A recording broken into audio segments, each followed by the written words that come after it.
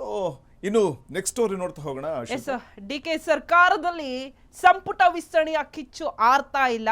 ಹಾವೇರಿಯಲ್ಲಿ ಸಚಿವ ಸ್ಥಾನ ಕೈತಪ್ಪಿ ಹೋಗಿದ್ದಕ್ಕೆ ಬಸವರಾಜ ಶಿವಣ್ಣನವರ ಪರ ಬೆಂಬಲಿಗರು ಪ್ರತಿಭಟನೆಯನ್ನ ಮಾಡಿ ಆಕ್ರೋಶವನ್ನ ವ್ಯಕ್ತಪಡಿಸ್ತಾ ಇದ್ದಾರೆ. ಡಿಕೆ ಸರ್ಕಾರದಲ್ಲಿ ಆರದ ಸಚಿವ ಸಂಪುಟ ಕಿಚ್ಚು, ಹಾವೇರಿಯಲ್ಲಿ ಸಚಿವ ಸ್ಥಾನ ಕೈ ತಪ್ಪಿದ್ದಕ್ಕೆ ಆಕ್ರೋಶ. ಬಸವರಾಜ ಶಿವಣ್ಣವರ ಪರ ಬೆಂಬಲಿಗರ ಪ್ರತಿಭಟನೆ. ಬ್ಯಾಡಗಿ ಕ್ಷೇತ್ರದ ಕಾಂಗ್ರೆಸ್ ಶಾಸಕ ಬಸವರಾಜ ಶಿವಣ್ಣನವರು ಕುರುಬ ಸಂಘದ ಮುಖಂಡರು, ಅಭಿಮಾನಿಗಳ ಪಾದಯಾತ್ರೆ, ಮುರುಘಾ ರಾಜೇಂದ್ರ ಮಠದಿಂದ ಪ್ರತಿಭಟನೆ ಹಾಗೂ ಮೆರವಣಿಗೆ ಸಹ ನಡೀತಾ ಇದೆ. ಮೈಲಾರ ಮಹದೇವಪ್ಪ ಸರ್ಕಲ್ನಲ್ಲಿ ಪ್ರತಿಭಟನೆ ನಡೀತಾ ಇದೆ. ಇನ್ನು ರಸ್ತೆಯನ್ನ ತಡೆದು ರಸ್ತೆ ತಡೆಯೋಕೆ ಯತ್ನವನ್ನ ಮಾಡ್ತಾರೆ. ಪೊಲೀಸರ ಮಧ್ಯೆ ಭಾರಿ ವಾಗ್ವಾದ. ಕೊನೆ ಕ್ಷಣದ ರಾಜಕೀಯ ಬೆಳವಣಿಗೆಗೆ ಬೆಂಬಲಿಗರ ಆಕ್ರೋಶ. ಹಾವೇರಿಯಲ್ಲೂ ಕೂಡ ಸೇಮ್ ಯಥಾಸ್ಥಿತಿಯಲ್ಲೇ ಇದೆ. ಆಕ್ರೋಶವನ್ನು ಹೊರಹಾಕ್ತಾ ಇದ್ದಾರೆ.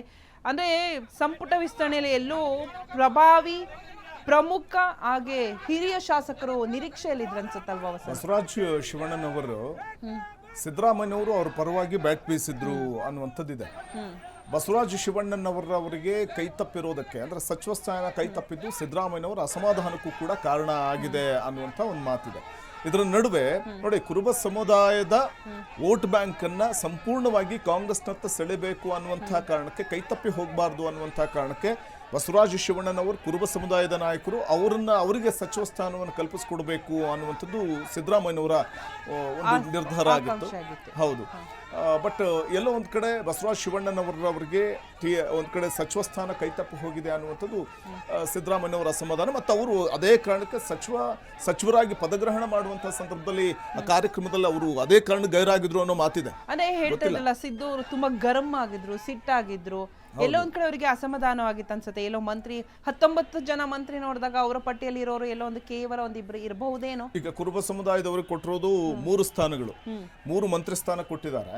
ಸೊ ಹಾಗಾಗಿ ಬಸವರಾಜ ಶಿವಣ್ಣನವರಿಗೂ ಕೊಡಬೇಕು ಅನ್ನುವಂಥ ಒಂದು ಒತ್ತಾಯ ಕೇಳಿ ಬರ್ತಾ ಇತ್ತು.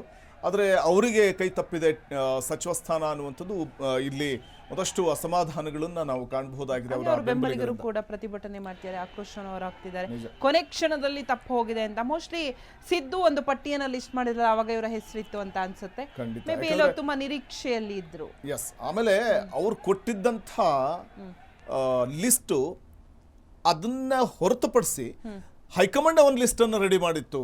ಸೊ ಅದು ಒಂದು ರೀತಿಯಲ್ಲಿ ಸಿದ್ದರಾಮಯ್ಯನವರ ಅಸಮಾಧಾನ ಕಾರಣ ಆಯಿತು. ಬಸವರಾಜ ಶಿವಣ್ಣನವರ ಸಚಿವ ಸ್ಥಾನ ಕೈ ತಪ್ಪಿದ್ದಕ್ಕೆ ಹೈ ಡ್ರಾಮಾ ನಡೀತಾ ಇದೆ. ಹಾವೇರಿ ಮೈಲಾರ ಮಹದೇವಪ್ಪ ಸರ್ಕಲ್ ನಲ್ಲಿ ಹೈ ಡ್ರಾಮಾ. ಪ್ರತಿಭಟನೆ ವೇಳೆ ಪೆಟ್ರೋಲ್ ಕುಡಿಯಲು ಯತ್ನಿಸಿದ್ದ ವ್ಯಕ್ತಿ, ಶಾಸಕ ಬಸವರಾಜ ಶಿವಣ್ಣನವರ ಅಭಿಮಾನಿಯಿಂದ ಈ ಒಂದು ಘಟನೆ ನಡೆದಿದೆ. ಬಾಟಲ್ನಲ್ಲಿ ಪೆಟ್ರೋಲ್ ತಂದು ಕುಡಿಯಲು ಯತ್ನಿಸಿದ್ದ ಗುಂಡಪ್ಪ. ಇದೊಂಥರ ಹೈಡ್ರಾಮಾ ಅಂತಾನೆ ಹೇಳ್ಬೋದಲ್ವಾ ವಸಂತ್? ಯಾಕಂತಂದ್ರೆ ನಾವು ರಿಸೈನ್ ಮಾಡ್ತೀವಿ ಅನ್ನೋದು ಒಂದು ಬೆದರಿಕೆ, ಇಲ್ಲಿ ಪ್ರೊಟೆಸ್ಟ್ ಮಾಡೋದು, ಬೆಂಬಲಿಗರನ್ನ ಸೇರಿಸೋದು, ಇದೊಂಥರ ಡ್ರಾಮಾ ಅಂತ ಅನಿಸ್ತಾ ಇದೆ. ಪೆಟ್ರೋಲ್ ಕುಡಿಯೋದೆಲ್ಲ ಡ್ರಾಮಾನೇ ಅಂತ ಅನ್ಸುತ್ತೆ. ನಿಜ ನಿಜ. ಮತ್ತಷ್ಟು ಮಾಹಿತಿಯನ್ನ ಪಡೆಯೋಣ.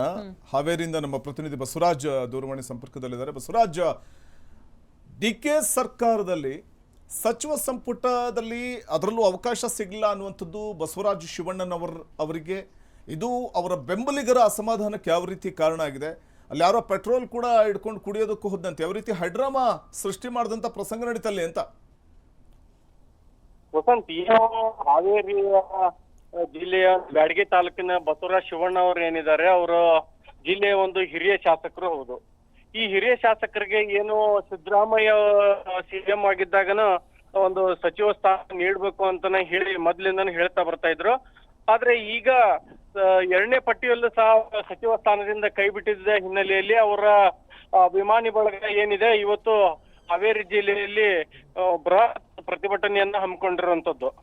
ಅದರಲ್ಲಿ ಏನು ಈ ಒಂದು ಬಸವರಾಜ ಶಿವಣ್ಣನವರ ಒಬ್ಬ ಅಭಿಮಾನಿ ತನ್ನ ತೀವ್ರ ಒಂದು ಹುಚ್ಚಾಟಕ್ಕೆ ಹೋಗಿದ್ದ ಅಂತ ಹೇಳ್ಬೋದು. ಯಾಕಂದ್ರೆ ಗುಡ್ಡಪ್ಪ ಓಲೇಕಾರ್ ಎಂಬಾತ ಪೆಟ್ರೋಲ್ ಬಾಟ್ಲಿಯನ್ನು ಹಿಡಿದುಕೊಂಡು ಕುಡಿಯಲು ಯತ್ನಿಸಿದ್ದ. ಆದ್ರೆ ಈ ಒಂದು ವೇಳೆಯಲ್ಲಿ ಅಲ್ಲಿನ ಅಭಿಮಾನಿ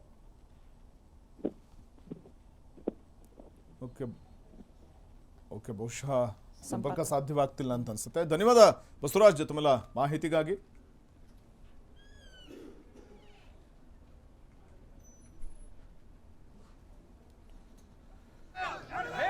ಸೊ ನೋಡಿ ಹಾವೇರಿ ಜಿಲ್ಲೆಯಲ್ಲಿ ಯಾವ ತರ ಪ್ರೊಟೆಸ್ಟ್ ಮಾಡ್ತಾರೆ, ಇವರ ಹೈಡ್ರಾಮನ ಯಾವ ತರ ಕ್ರಿಯೇಟ್ ಮಾಡ್ತಾರೆ ಅಂತ ಅವರವರಲ್ಲೇ ವಾಗ್ವಾದಗಳು ನಡೆಯುತ್ತೆ. ಅಲ್ಲೇ ನಾನೇನೋ ಒಂದು ಪೆಟ್ರೋಲ್ ಬಾಟ್ಲು ಕುಡಿತೀನೋ, ಇನ್ನೊಂದು ಸೀಮೆಣ್ಣೆ ಬಾಟ್ಲು ಕುಡಿತೀನೋ, ಒಟ್ಟಲ್ಲಿ ನಾನೇನೋ ಒಂದು ಡ್ರಾಮಾ ಮಾಡಬೇಕು, ಹೈಡ್ರಾಮಾ ಮಾಡಿ ಬೇಜಾರಿಲ್ಲ, ಪ್ರತಿಭಟನೆ ಮಾಡಿ, ಪ್ರೊಟೆಸ್ಟ್ ಮಾಡ್ಲಿ.